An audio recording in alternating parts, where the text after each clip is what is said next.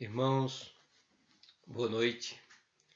Mais uma quarta-feira em que nós nos reunimos para, juntos como Igreja do Senhor Jesus Cristo, estudarmos a Palavra do Senhor. Como bem sabemos, estamos estudando o livro de Êxodo. Eu chamo a sua atenção nesta noite a esse estudo da Palavra do Senhor, porque certamente temos muito a aprender com a Palavra de Deus no estudo desta noite. Portanto, eu gostaria que você abrisse a sua Bíblia, Êxodo capítulo de número 2. Êxodo capítulo de número 2. Gostaria que lêssemos, dando sequência aos textos do nosso estudo, lêssemos dos versículos 15 até o versículo de número 25. Êxodo capítulo 2, do versículo 15 até o versículo de número 25, nos diz assim a palavra do Senhor. Informado desse caso, procurou Faraó matar a Moisés. Porém Moisés fugiu da presença de Faraó e se deteve na terra de Midian e se assentou-se junto a um poço. O sacerdote de Midian tinha 7 filhas, as quais vieram a tirar água e encheram os bebedouros para dar de beber ao rebanho do seu pai. Então vieram os pastores e as enxotavam dali. Moisés, porém, se levantou e as defendeu e deu de beber ao rebanho. Tendo elas voltado a Reuel, seu pai, este lhe perguntou: Por que viestes hoje mais cedo? Responderam elas: Um egípcio nos livrou das mãos dos pastores e ainda nos tirou água e deu de beber ao rebanho. E onde está ele? Disse às filhas: Por que deixastes lá o homem? Chamai-o para que coma pão. Moisés consentiu em morar com aquele homem, e ele deu a Moisés sua filha Zípora, a qual deu à luz um filho, a quem ele chamou Gerson, porque disse: Sou peregrino em terra estranha. Decorridos muitos dias, morreu o rei do Egito, os filhos de Israel gemiam sob a escravidão e por causa dela clamaram, e o seu clamor subiu a Deus. Ouvindo Deus o seu gemido, lembrou-se da sua aliança com Abraão, com Isaque e com Jacó, e viu Deus os filhos de Israel e atentou para a sua condição. Irmãos, oremos. Deus querido, nós te agradecemos, nós te louvamos porque a tua palavra, Senhor Deus, é alimento às nossas vidas. Fala conosco através da mesma, de maneira que sejamos transformados, de maneira que possamos viver, Deus dos céus, para a honra, glória, para o louvor do teu nome. Abençoe o teu povo, a tua igreja, em nome do Senhor Jesus Cristo. Amém. Irmãos, à primeira vista, parece que não, mas a estrada que levou Moisés do palácio dos faraós ao deserto de Midian foi pavimentada com boas intenções, porque foi Deus quem pavimentou. Quando Moisés optou pelos filhos de Israel, e isso chegou aos ouvidos de Faraó, ele passou a ser o homem mais procurado do Egito. Um servo do Senhor descreve a sua escolha nos seguintes termos. Esse servo do Senhor, ele diz o seguinte a respeito dessa escolha de Moisés. Ele diz: criado em um palácio, abraçou a causa do povo. Há muito tempo associado aos opressores, ele tomou o lado dos oprimidos.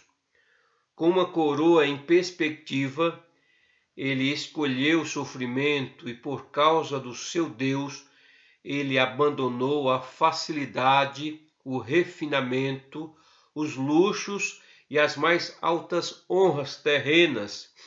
Então conclui ele dizendo: para ser um vagabundo sem terra.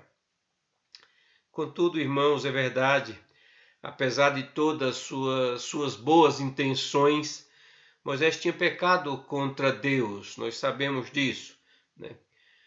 A última coisa que o Senhor desejava que ele fizesse era matar aquele egípcio, né? A única palavra para descrever o que ele fez foi assassinato.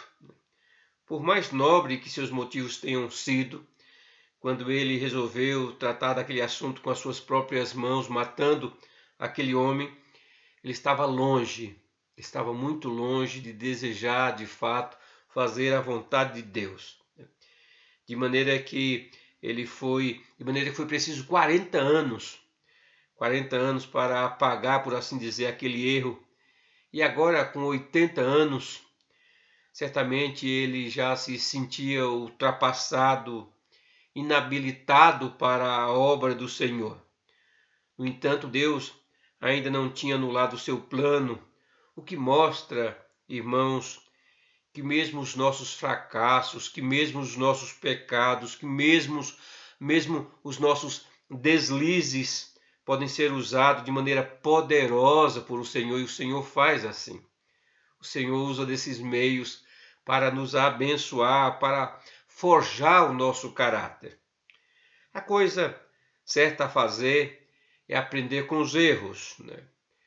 Como ele fugiu do Egito para o deserto de Midian, a questão era se Moisés tinha aprendido alguma coisa com a sua tentativa inútil de salvar a Israel a seu próprio modo. Será que ele de fato aprendeu a fazer a vontade do Senhor como o Senhor desejava que ele fizesse? O seu primeiro teste veio pouco tempo depois de ele ter chegado ali ao deserto de Midian, né, onde ele, diz o texto, se sentou junto a um poço. O texto nos diz: o sacerdote de Midian tinha 7 filhas, as quais vieram a tirar água e encheram os bebedouros para dar de beber ao rebanho seu pai. Então vieram os pastores e as enxotavam dali. Moisés, porém, se levantou e as defendeu e deu de beber ao rebanho. Vejam, irmãos, que interessante. Mais uma vez, Moisés foi confrontado com a injustiça. Dessa vez, não eram escravos oprimidos por seus senhores, mas algumas mulheres. Aparentemente, irmãos, houve ali um grande conflito, uma grande confusão, e Moisés tomou as dores daquelas mulheres, de maneira que o texto diz, tendo elas voltado a Reuel, seu pai, este lhe perguntou: por que viestes hoje mais cedo?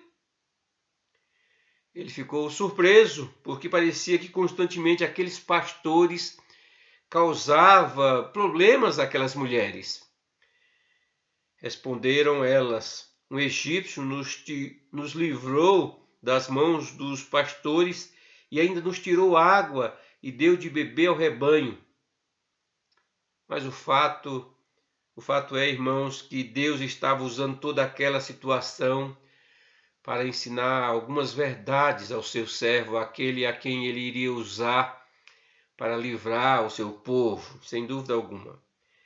Depois que Moisés livrou aquelas mulheres da mão dos pastores, ele ajudou ajuntando seus rebanhos. Por isso é que elas ficaram espantadas, porque nos tempos antigos era incomum um homem, né, ainda mais na qualidade de Moisés, realizarem tarefas tão humildes. Vejam que elas estão surpresas, elas chegam e dizem: ainda nos tirou água e deu de beber ao rebanho. É como se elas estivessem dizendo: isso não é comum. E realmente não era. Percebe que o Senhor está usando toda a situação para trabalhar no caráter de Moisés, mesmo que certamente ele não percebia isso. Não apenas elas, mas também o seu pai achou aquilo inusitado, de maneira que perguntou: e onde ele está? Moisés inclinou-se para servir e, pretendendo servir, ele estava aprendendo a liderar, porque todos os líderes de Deus, todos aqueles que Deus usa para a sua glória, são pessoas que servem, são servos. Essa é a mais grande verdade. O exemplo perfeito é o exemplo do Senhor Jesus Cristo, que não veio para ser servido, mas para servir e dar sua vida em resgate por muitos, nos ensina a palavra de Deus. O fato é que Deus, irmãos, usaria o deserto com propósitos santos, e o Senhor sempre faz isso. Nós devemos ressaltar essa verdade, devemos colocar ela bem evidente. O Senhor, ele não mudou a forma de tratar, a forma de trabalhar naqueles que ele vai usar para a sua glória, para a sua honra, para o louvor do seu nome. Esse texto deixa evidente algumas verdades. A primeira dessas verdades era que aquele tempo era um tempo de preparação. Aprender a controlar seus nervos, aprender a controlar seu temperamento violento e aprender a servir era apenas a primeira das muitas lições que Moisés aprendeu em Midian. Deus parece, irmãos, nunca está apressado quando o assunto é preparar os seus servos para fazerem a sua vontade, especialmente quando ele tem uma grande obra para fazer através dessas pessoas. Olhe para a história bíblica, olhe para a história da igreja, sempre foi assim. Não há melhor exemplo disso do que quando olhamos na vida de Moisés, que passou 40 anos no deserto antes de voltar para o Egito. Alguém já disse que Moisés passou 40 anos no Egito aprendendo alguma coisa. Ele esteve 40 anos no deserto aprendendo a não ser nada e passaria mais adiante outros 40 anos no deserto provando que Deus era tudo. Certamente isso é a mais grande verdade quando nós fazemos referência à vida de Moisés. Irmãos, sempre que formos tentados a nos impacientar com o calendário de Deus para as nossas vidas, sempre que formos tentados a nos impacientar com os propósitos de Deus para as nossas vidas, nós devemos lembrar de Moisés. Deus não se curva à nossa pressa nervosa, Deus não faz isso. Durante os 40 longos anos que Moisés esteve ali, Deus usou 3 experiências para prepará-lo para o seu chamado, para que ele conduzisse o seu povo para fora do Egito. A primeira experiência foi a sua situação, foi a situação da sua vida. Vejam que o termo usado aqui na terra de Midian, esse termo aqui não se refere exatamente a um lugar, mas a um grupo de pessoas, uma tribo de nômades que vivia no deserto. Viver com os midianitas significava viver no deserto. O deserto certamente é um lugar para o homem se encontrar com Deus, se encontrar verdadeiramente com Deus, afastado do resto da civilização e reduzido às necessidades diárias do deserto, de comida, de água, tão somente. Essa pessoa é forçada a se lançar na misericórdia de Deus, na providência de Deus. Irmãos, o Senhor novamente não mudou a forma de trabalhar na vida dos seus filhos, em especial na vida daqueles que ele vai usar grandemente para a sua obra. Lembre-se que foi no deserto que Jacó viu uma escada que ligava os céus à terra. Foi no deserto. Foi no deserto que o profeta Elias ouviu a voz suave de Deus, enquanto ele se escondia, com medo de Jezabel.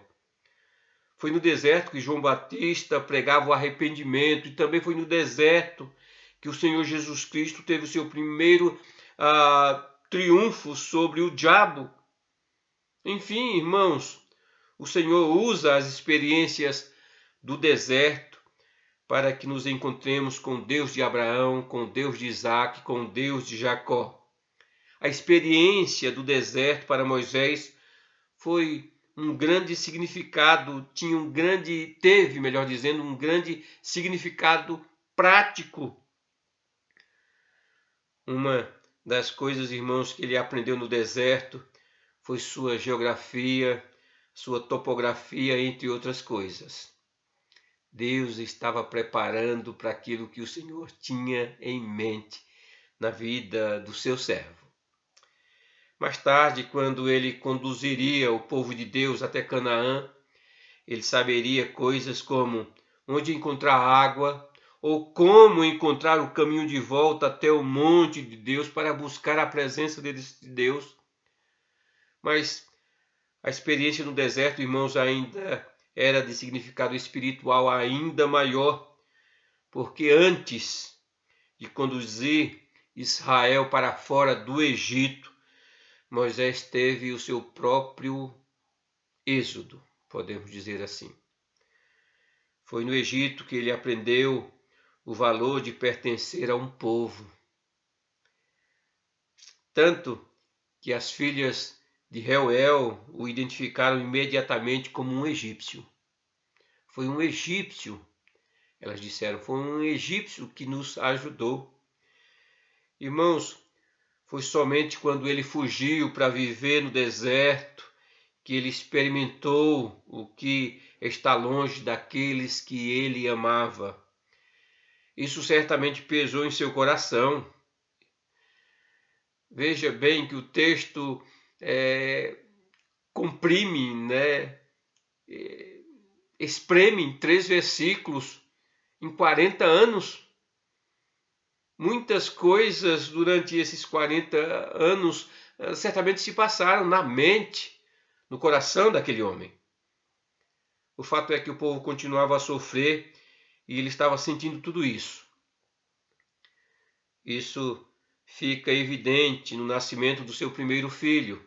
O texto aí nos diz a quem ele chamou Gerson, porque disse: sou peregrino em terra estranha.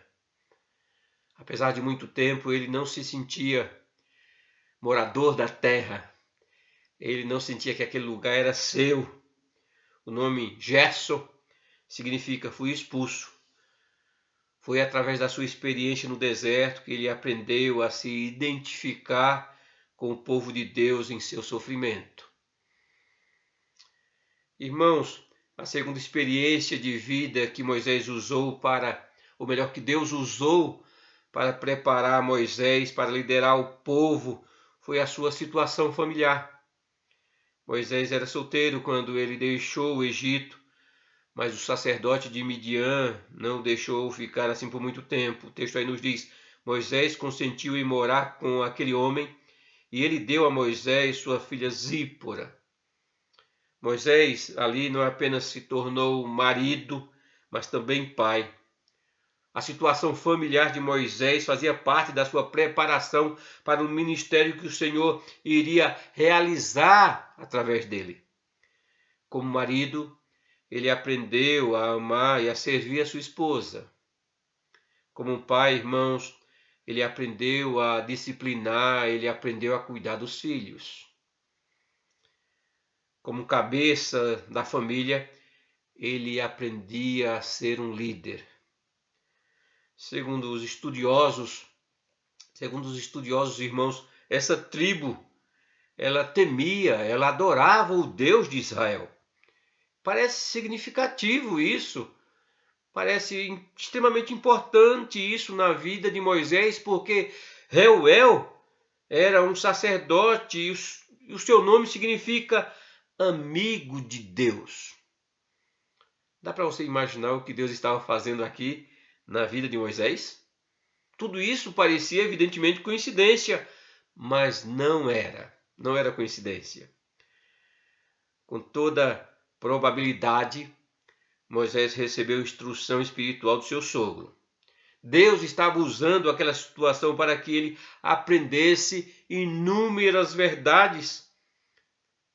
Irmãos, tudo aquilo que acontece à nossa volta, nos dias que nós estamos vivendo, tudo isso tem como propósito, tem um propósito santo. O Senhor tem como propósito nos lapidar, e Ele sempre faz isso para a glória do seu nome. Em terceiro lugar, Moisés aprendeu a servir ao Senhor através do seu trabalho. No deserto, irmãos, as oportunidades de trabalho não eram muitas, e o texto diz que ele se tornou pastor de ovelhas. Essa certamente não era a profissão que ele teria escolhido caso ele permanecesse no Egito. Não era, definitivamente não era. Sabe por quê? Porque a Bíblia diz que todo pastor de rebanho era abominável para os egípcios. Gênesis 46, 34. Essa não seria certamente a sua profissão.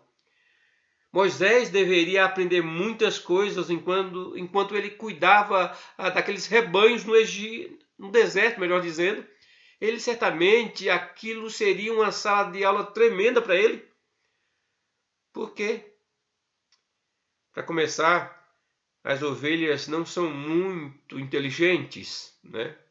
O que significa que elas precisam de alguém que as levasse a comida, a água, conduzisse até o aprisco. As ovelhas são alvos fáceis de predadores, então elas precisavam de alguém que pudessem protegê-las. Elas facilmente se perdem, então elas precisavam de alguém para trazer de volta ao lugar, aquele lugar onde elas deveriam descansar. Em suma, irmãos, as ovelhas são completamente dependentes dos seus pastores para o seu cuidado, razão pela qual a Bíblia compara tantas vezes o povo de Deus com ovelhas e o Senhor Jesus Cristo como bom pastor. Foi cuidando de ovelhas, irmãos, que Moisés aprendeu de fato a alimentar, a defender, a salvar as ovelhas perdidas da casa de Israel. Deus certamente usou as experiências que Moisés teve ao longo da sua jornada espiritual para prepará-lo de maneira especial para uma obra muito especial.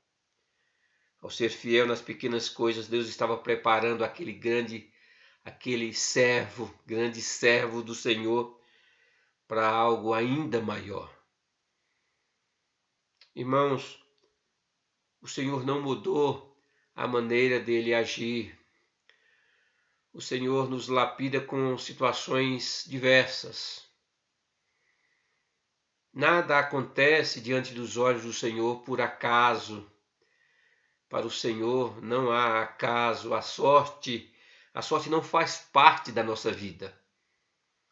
Irmãos, mesmo que não tenhamos o chamado de Moisés, Deus sempre tem um plano para as nossas vidas, indistintamente para todos nós. Quando a palavra de Deus diz que somos feitura dele, isso significa que Deus está trabalhando em nossas vidas para nos preparar para o seu serviço. Se curve diante desse Deus. Aceite os planos desse Deus. Aceite toda a situação que ele vai usar para nos moldar. Aceite porque no final, irmãos, o Senhor tem como propósito nos fazer bem. Os caminhos do Senhor sempre são dessa forma, sempre tem esse propósito. Deus usa nossos erros, até mesmo os tipos de erros que nos enviam para o deserto por anos, por décadas, para no final de todas as coisas nos fazer bem. Deus pode nos ensinar através dos fracassos de nossos próprios planos, e através desses fracassos ele é capaz de trabalhar em nós, para nós, apesar de nós. Deus faz isso, irmãos, com uma propriedade peculiar, sem dúvida alguma. Somente, irmãos, depois de falharmos é que tomamos a consciência de que Deus e não nós que estamos trabalhando. Moisés aprendeu isso. Deus usa a situação do dia a dia para nos preparar para fazer a sua vontade. Deus usa a nossa situação familiar com esse propósito também. Deus usa o casamento para santificar os maridos, as esposas. Deus usa aqueles que não se casaram. Deus usa os divorciados. Deus usa as viúvas. Deus usa todos os seus filhos para a glória do seu nome. Deus usa todos com propósito. Com propósito, irmãos, com um propósito bem definido. Nós devemos aprender a depender desse Deus. Deus também usa nosso trabalho com esse propósito. Ser pastor não estava nos planos de Moisés. Definitivamente não estava. Quando ele era príncipe no Egito, certamente ele nem pensava, nem sonhava que em algum momento ele estaria no deserto pastoreando ovelhas. Ele não pensava, mas o Senhor pensava. Isso estava nos planos do Senhor. Deus, irmãos, usou aquela experiência para prepará-lo para o trabalho de sua vida, para se tornar o homem que Deus pretendia que ele fosse. Era necessário que ele saísse do Egito e fosse ao deserto cuidar de ovelhas. É assim que Deus faz. Qualquer que seja a nossa situação atual, nós devemos tentar aprender, irmãos, o que Deus está tentando nos ensinar. Atente a isso. Podemos até estar fazendo aquilo que não desejávamos fazer, vivendo uma situação que não planejamos, não estava nos nossos planos, não estava em nossos sonhos. O deserto tem a sua importância e não devemos desprezá-lo. Irmãos, o deserto nos leva à dependência de Deus. O deserto é um lugar de treinamento usado por Deus. O deserto é um lugar provisório. Deus nos prepara com um propósito, assim como ele fez com Moisés. Deus nos prepara para sermos usados tão somente para a sua glória. Devemos aprender a orar. Devemos aprender a colocar os nossos joelhos no chão e suplicar ao Senhor. Orar como fez John Wesley, quando ele disse: eu não sou mais meu, mas teu. Me leva onde quiser. Deixe-me estar cheio de ti e vazio de mim. Irmãos, essa deve ser também a nossa oração. Talvez, irmãos, depois de 40 anos, o Egito não estava mais nos planos de Moisés. Voltar ao Egito não estava mais nos planos de Moisés. Mas Moisés e o Egito ainda estavam nos planos de Deus. Nos planos de Deus, sem dúvida alguma. Aquele tempo era um tempo de preparação. Mas uma segunda verdade clara que o texto certamente coloca diante de mim, diante de você, é que Deus preparou Moisés para voltar ao Egito. Veja que no final de Êxodo 2, a cena muda completamente. A cena muda de Midian para o Egito, onde os hebreus ainda estavam em cativeiro. 40 anos de intenso sofrimento, como eu já disse, são suprimidos aqui em apenas 3 versículos. 3 versículos.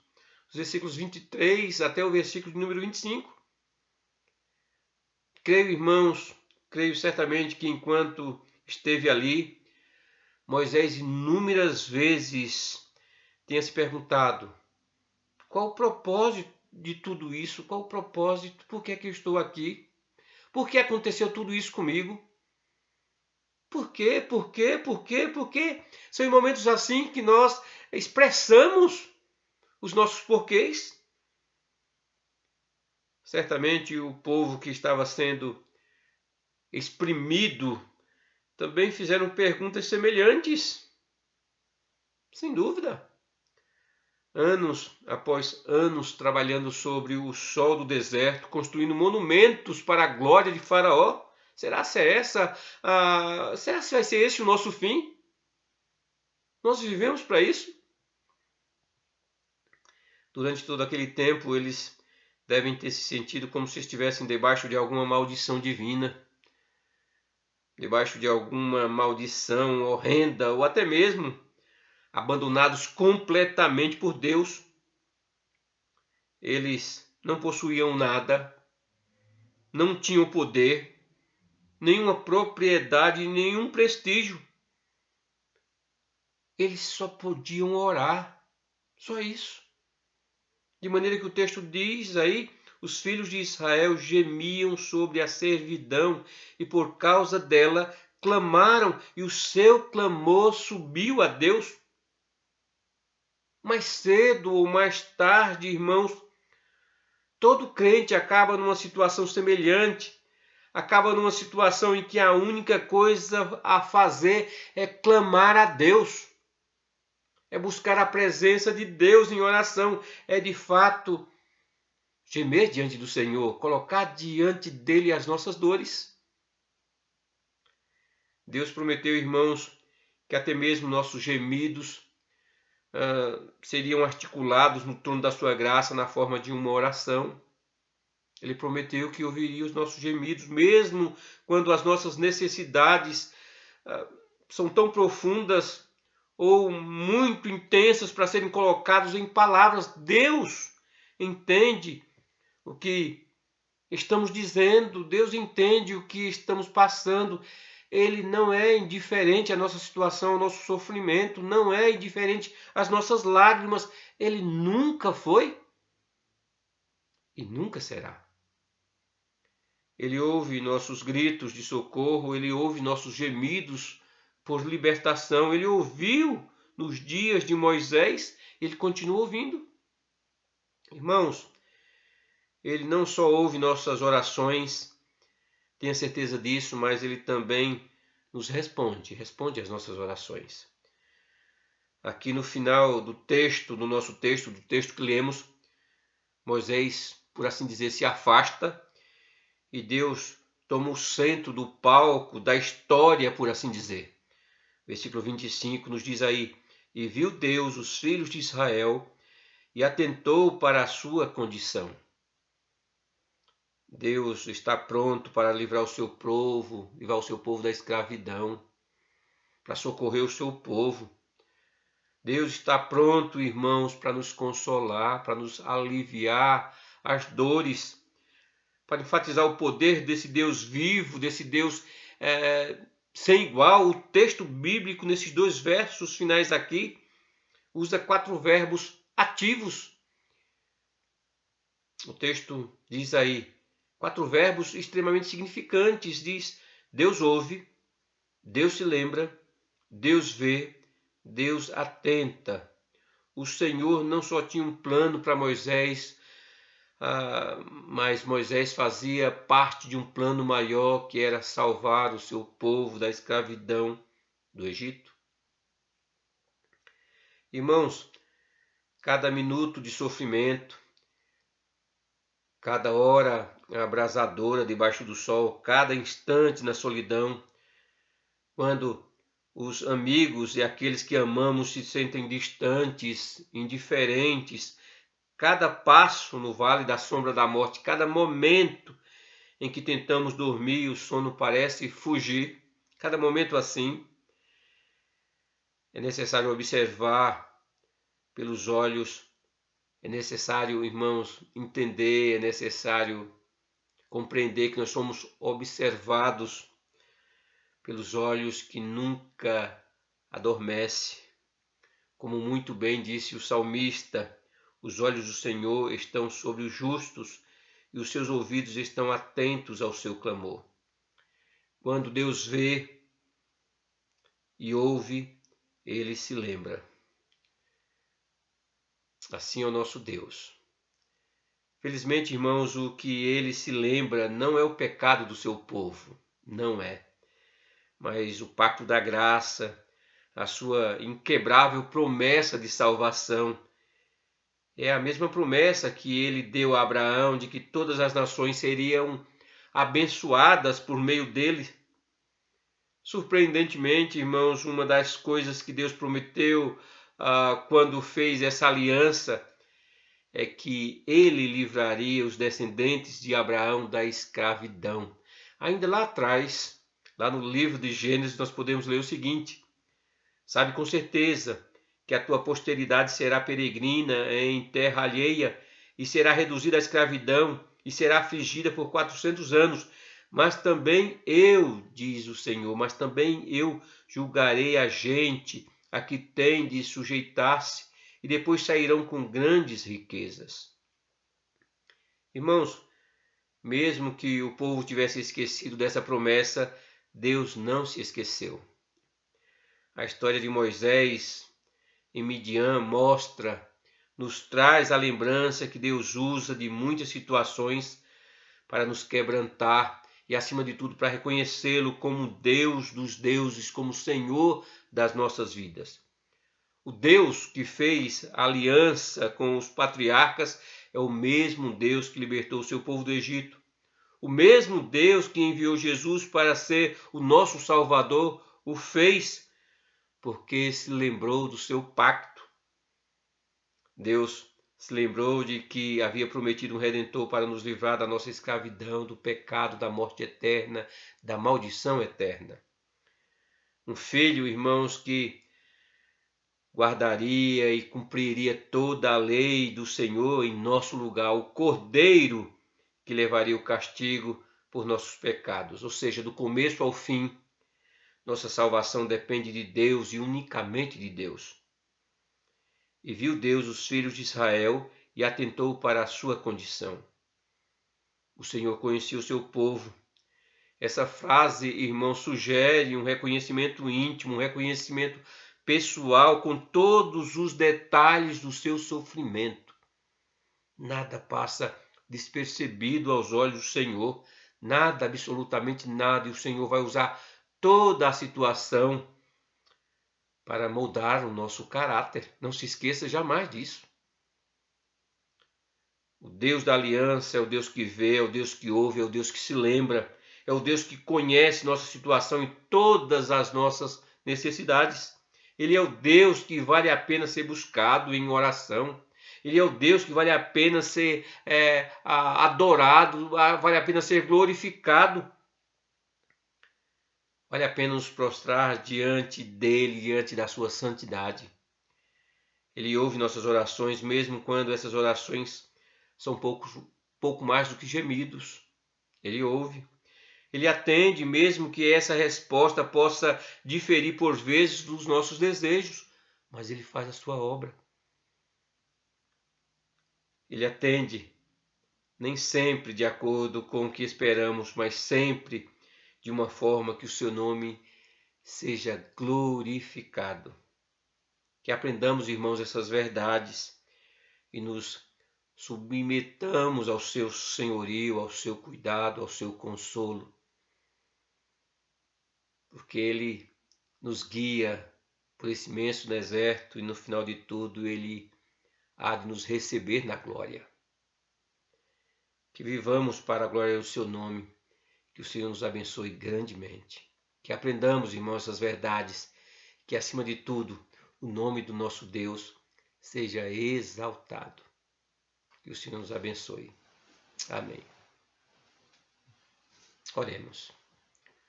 Deus querido, nós te louvamos, nós te agradecemos, nós te bendizemos, ó Pai, por tua palavra, porque a tua palavra é viva.